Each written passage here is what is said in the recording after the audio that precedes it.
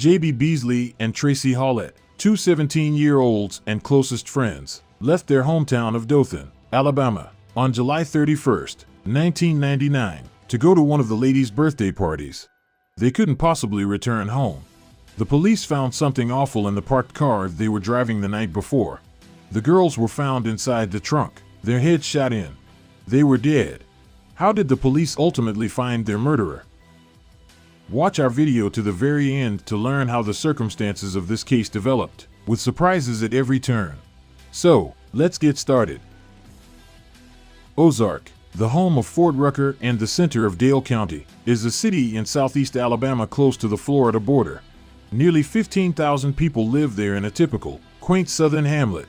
Both starting a family and retiring are pleasant options. But before the horrific double slaying of two high school seniors in 1999, which confounded the neighborhood for years, the hamlet was not the kind of place to make headlines. Parents Cheryl and Hilton Lanier Beasley welcomed JB Hilton Green Beasley into the world on July 31, 1981, in Troy, Alabama. In 1984, she and her mother moved to Dothan following the divorce of her parents. Her mother and her stepfather, Joey Begun, whom her mother married after a few years, both adored her. She and her four sisters grew up in a beautiful Dothan home. JB developed into an extroverted young woman who participated in a variety of extracurricular activities, including cheerleading, dance, piano, and swimming. She and her sisters even worked as models for other agencies. In addition to all of her interests, she cherished socializing with her loved ones. JB first met Tracie Hawlett, a fellow cheerleader, in high school, and the two quickly became close friends. Carolyn Robert Hawlett and Mike Roberts welcomed Tracie Jean Hawlett into the world on March 3, 1982. Tracie was only 5 years old when her father, a member of the Dothan Police Department, passed away. Later on, her mother remarried Mike Roberts, who assisted her in raising Tracie. Tracie, who was a little more reserved than JB, was never hesitant to put others before herself. Even at an early age, she was fiercely protective of her two brothers, who were considerably younger than her. Additionally enrolled at Northview High School, Tracie maintained a consistently high academic standing and cheered alongside J.B. Both girls were unaware of their terrible fate, which would deprive them of all of their future goals and dreams as they grew into maturity. J.B. and Tracie departed Dothan on July 31, 1999, at around 10:05 p.m. to travel to Headland, a few miles north, for a birthday celebration planned in JB's honor. However, the young girls quickly found themselves in danger after leaving their hometown because they were unfamiliar with the routes going to their destination. Around 10:30 p.m., they got lost. In order to get directions, JB and Tracie stopped at a BP petrol station in Headland, close to the junction of highways 173 and 431. They called their friends on the payphone at the gas station to seek better directions to the party. Following the call, the girls continued on their journey but ultimately arrived at Ozark, Alabama, which is located about 24 miles northwest of Headland. At 11:30 p.m., the girls stopped at the Big, Tiny store, even though it had already closed, because they still did not comprehend the instructions for the party. Tracie used the payphone at the store to call her mother. She explained to her how they had been lost, how they had arrived in Ozark, and how they were now preparing to return home. Marilyn Merritt and her daughters stopped at the gas station at the same time to buy soda. She was then asked for directions back to Dothan by the females. The young girls appeared to grasp Marilyn's explanation of the route as best she could. Marilyn would later remark that she had observed the girls' neat, courteous appearance and their tidy automobile. Marilyn recalled witnessing the girls leave the parking lot and make a right turn exactly as she had instructed, despite the fact that nothing seemed to go wrong at the moment. The next morning, August 1, 1999, about 8 o'clock, JB Beasley and Tracie Hawlett never returned home. When Tracie's mother told the police she was missing, the police soon got their first clue about where the girl was. Later that day, a police officer was successful in locating JB's automobile, which had been parked on Herring Avenue in Ozark. The most peculiar aspect was that the doors were locked even though the petrol tank was almost empty despite having been filled the previous day. The car was dirty, and the driver's side window was partially down. However, inside the car, Authorities were unable to discover any evidence of a forced entry. Both girls were still in the vehicle with their money, and JB's driver's license was on the dash. JB's car keys were the only thing that was actually missing, although none of the girls have been located. The sealed trunk's lid was found to have a palm print on it, which gave the cops the uneasy impression that something was seriously wrong. After examining the scene, the police believed that the locked trunk might contain important clues, but they were unable to open the trunk since they lacked the keys. It took them 6 hard hours to figure out that they didn't need a trunk key or a locksmith. They could just use an inner latch to open the car's trunk. When the authorities opened the trunk, they found something horrifying. The 2 girls' dead bodies were placed inside. Although both girls were dressed from head to toe, the bottoms of their trousers were filthy. Both girls had suffered a single headshot, JB in the right cheek, and Tracie in the temple. Tracie had scratches on her arm, a 9mm shell casing on her leg, and thorn berries on her jeans. Baby's clothing, on the other hand, was filthy and covered with mud, especially her brand new shoes. Even if officials came to the conclusion that the teenagers were executed, the horrifying discovery was revealed to the relatives, who were informed that they had most likely been slain inside the trunk. The homicide investigation by the authorities has officially begun. Even though throughout the earliest stages of the investigation, robbery was a possible motive. Once it was established that not only the girls' purses but also their jewelry, cash, and credit cards were still present inside the vehicle, it was swiftly ruled out. Later autopsies proved that neither alcohol nor narcotics were present in their systems. The report also revealed that neither girl had experienced sexual assault before they passed away. This essentially ruled out the notion that the crime was motivated by sexual desire. But more than 2 months later, the state crime lab revealed in a report that JB's bra, trousers, and skin had all been exposed to unidentified semen. The palm print that was found on the trunk's lid was similarly unidentified. Authorities were left with little information because there were no matches in the system and no one with whom to compare their evidence. Because of the 2 teenage girls' double murder, which spread like wildfire, a prize was also offered in an effort to learn more about the murder, as authorities were not close to identifying a suspect, but it produced no new leads. Authorities quickly made an unexpected discovery, though. Exactly 1 month after the deaths of JB and Tracy were discovered, on September 1st, 28-year-old Johnny William Barentine, a longtime Ozark local, entered the Ozark Police Department and began to relate a strange tale. He asserted that he had seen the notorious double murder of the Dothan teenagers. According to Barentine, he went out to get milk for his 2-year-old kid around the same time Tracie Hawlett called her mother from the enormous, tiny store's pay phone on the night of the killings. He asserted that he had seen the heinous crime when he was outside.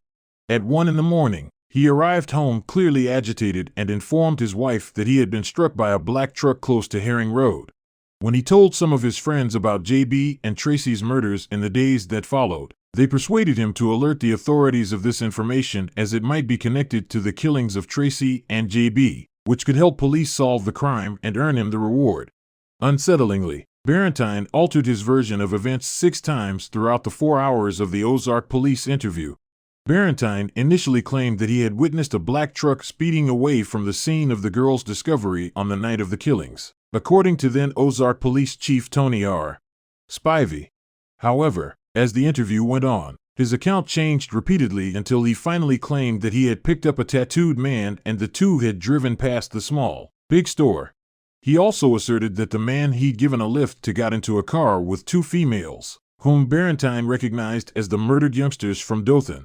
He claimed they arrived at Herring Avenue, where the man allegedly pushed the girls out of the vehicle, and a struggle ensued as the girls tried to flee after being put in the trunk. Moments before hearing 2 gunshots, according to Barentine, he noticed something in that man's hand. After giving that man another ride away from the site and dropping him off at home, the men claimed to have returned. In a different account, Barentine told police that the individual he had picked up and provided a ride to was his neighbor and that he knew him. Alarmingly, Barentine lived less than a mile from the scene of the body's discovery. Police did not believe him, and they named him the main suspect in the deaths of Tracie Hawlett and JB Beasley. On the scene, Ozark police detained Johnny Barentine and immediately accused him of 2 counts of capital murder. However, there were various issues with his statements. Barentine never brought up sexual behavior, which would have explained JB's physique and clothing seams.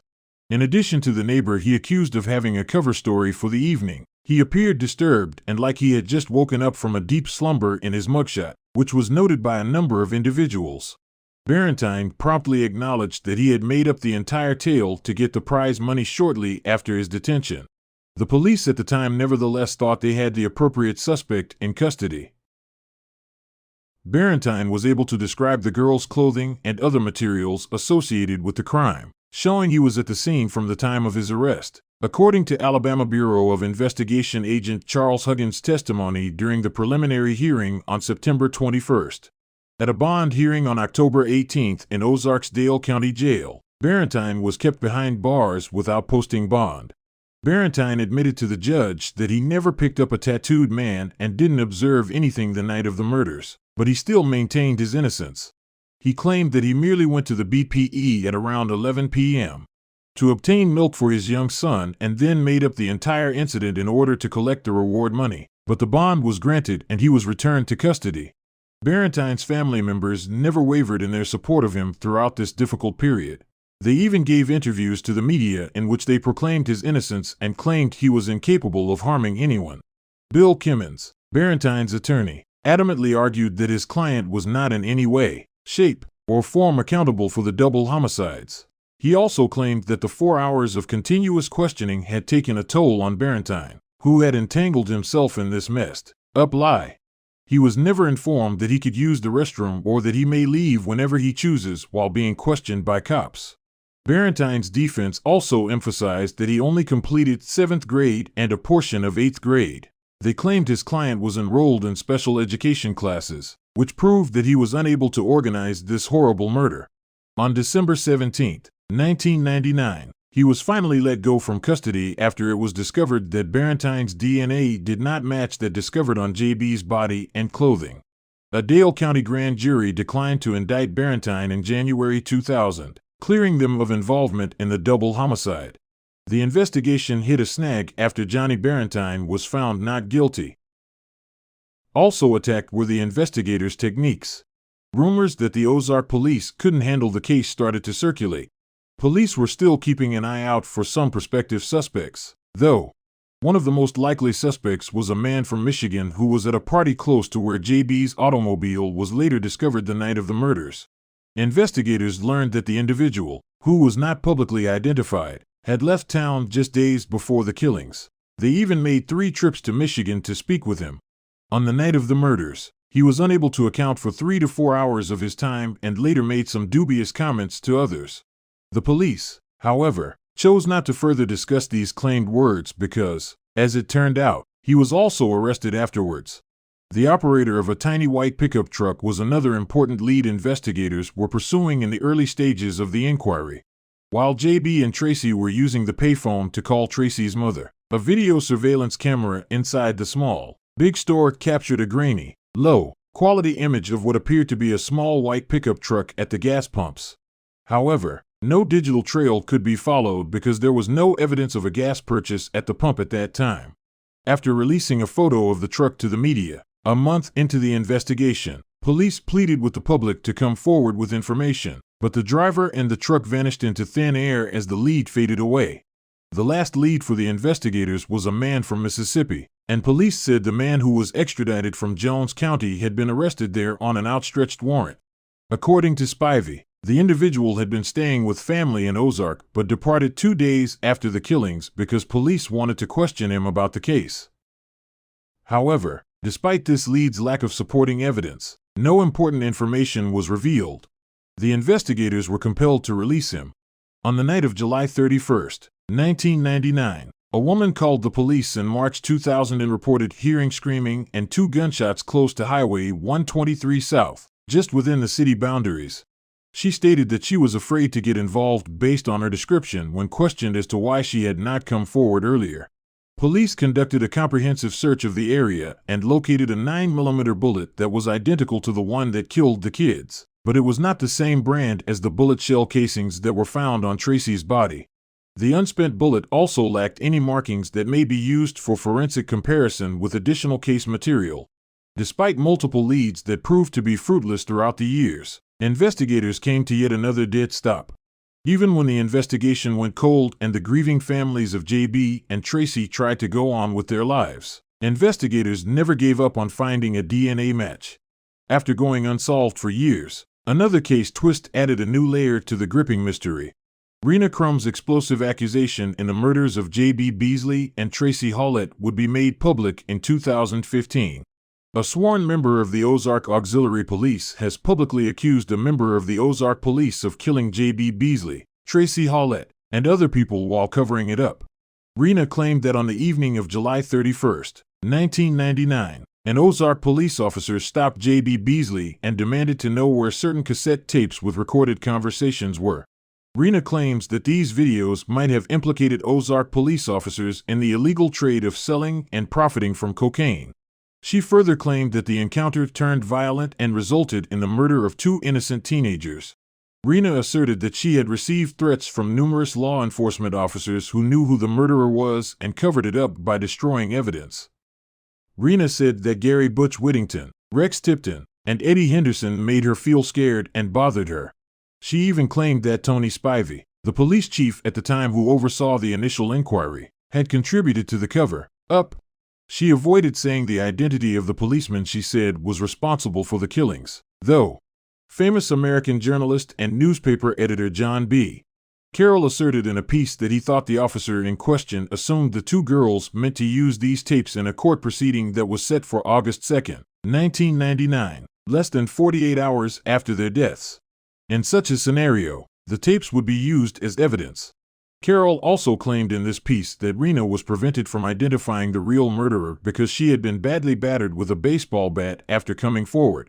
The law enforcement authorities whom Rena had accused have all denied any involvement in the killings of JB Beasley and Tracie Hawlett, and they have all stated that they have no knowledge of any such involvement.